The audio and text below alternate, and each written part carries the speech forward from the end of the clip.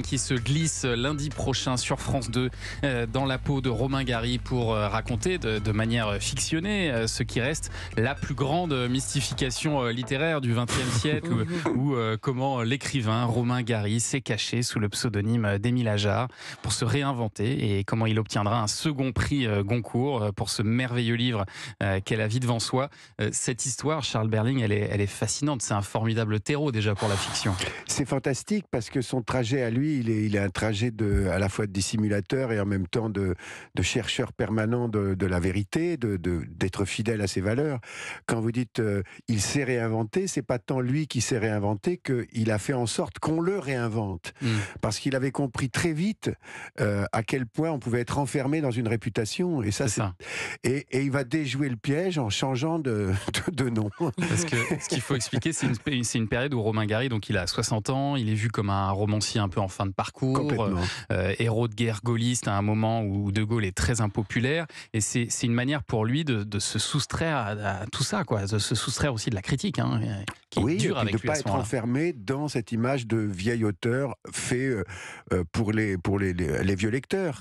Et il va d'ailleurs toucher avec Gros Câlin, avec La vie devant soi, il va toucher avec Émile Ajar, donc les jeunes. Ouais. Et on va dire, waouh, c'est qui ce jeune auteur merveilleux, c'est qui intéresse tant les jeunes et tout, et c'est Émile Ajar, et c'est le vieux Romain Gary.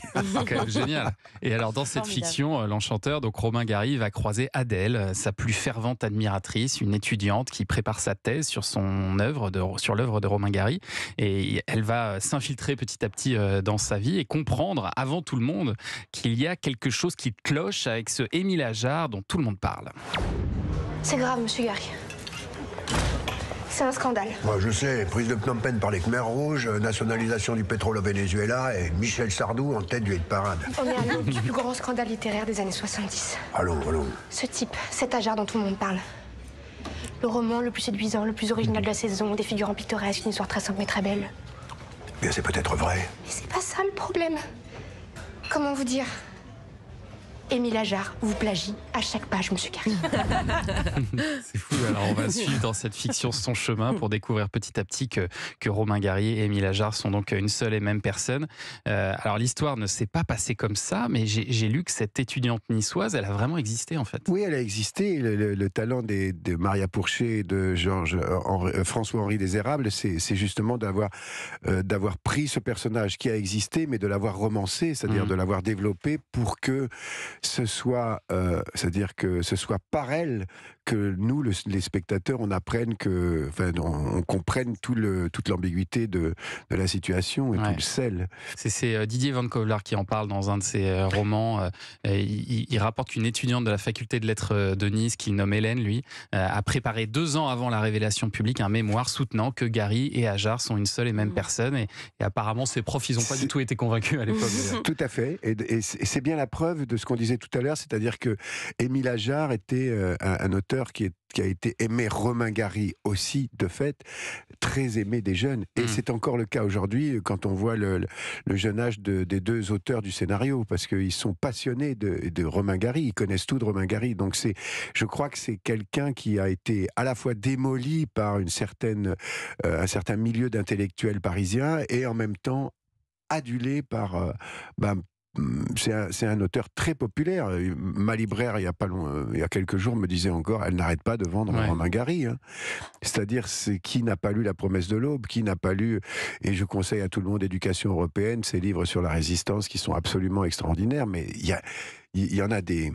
C'est-à-dire, c'est un auteur qui a un spectre extrêmement large, c'est un immigré. C'est pas pour rien. C'est quelqu'un qui a traversé le monde, qui a traversé de façon très universelle tout le XXe siècle, qui est un siècle très tragique, et en même temps qui a toujours, à travers ses mensonges, gardé le goût de la vérité, gardé profondément ancré en lui le sens des valeurs. Et ça, je crois que ça va rester pour longtemps un exemple pour la jeunesse. Et alors vous, comment est-ce que vous avez préparé ce rôle de Romain Gary ? Est-ce que vous avez relu ses œuvres ? effectivement, j'ai cherché à puiser le plus possible mon inspiration dans la relecture ou la lecture de certaines œuvres, parce que je n'avais pas tout lu de Romain Gary, mais de relire Romain Gary ou de lire, de découvrir un certain nombre ça m'a fait beaucoup ça m'a fait rentrer dans la multiplicité de sa pensée, dans le génie, au fond, de cet homme.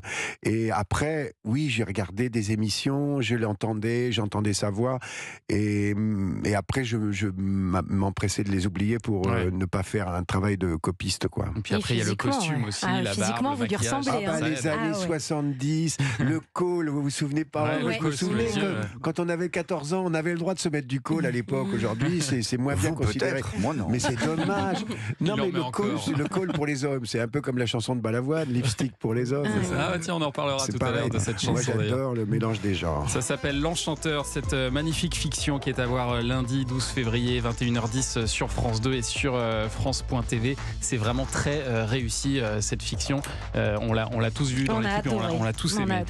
Dans un instant, notre premier indispensable avec Olivier Benkemoun. On va parler de quoi ce matin, Olivier? Puisque Charles adore les histoires de chansons, une histoire sur une chanson que tout le monde connaît, We Are the World. We are the world. Oh non, mince, c'est Thomas, Olivier. Attendez, je me chauffe. Allez, chauffe Puis on Marcel. va jouer bien sûr au 3 ou rien. Oui, bien sûr, n'hésitez pas à venir nous rejoindre avant 11h pour jouer avec nous et avec Charles Berling aujourd'hui. Alors pour tenter votre chance, c'est simple, vous envoyez dès maintenant MEDIA. Vous savez, un SMS vous permet de jouer avec nous, MEDIA, MEDIAS, au 7 39 21, 2 fois 75 centimes, plus coût du SMS. On vous rappelle et on joue ensemble avant 11h. A tout de suite sur Europe 1. Culture Média.